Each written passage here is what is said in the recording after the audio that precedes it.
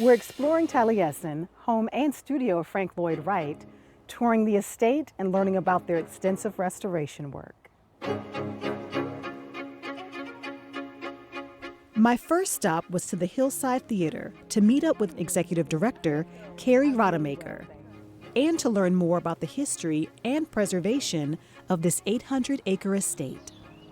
Taliesin is Frank Lloyd Wright's home.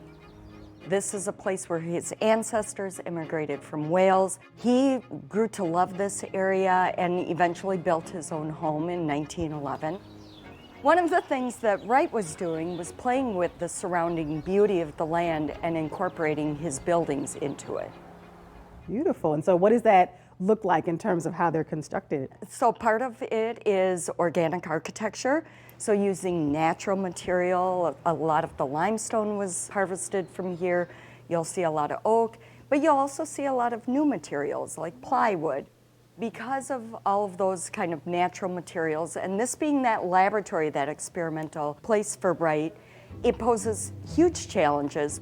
It's almost like an archaeological dig, so we can understand what they were doing before we can start to figure out how do we kind of reconstruct and preserve the historic fabric, but also making it sustainable for the future.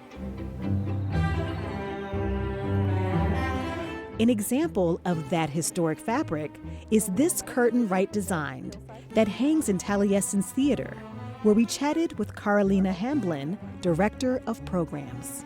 So the Hillside Theater just reopened last year. It was designed by Wright to bring lectures, dance, theater, movies into the space, and that legacy is something that we're continuing to today.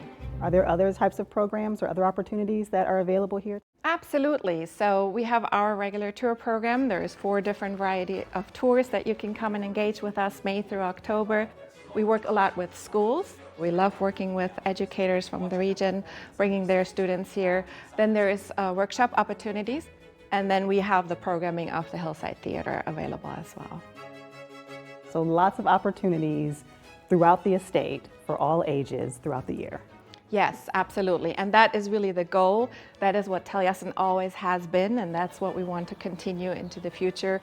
All kinds of different ages, different interests, bringing everybody here into this UNESCO World Heritage Site now. A site that will be preserved for future generations. From the stage. Now you can see how the size of the stage almost doubled.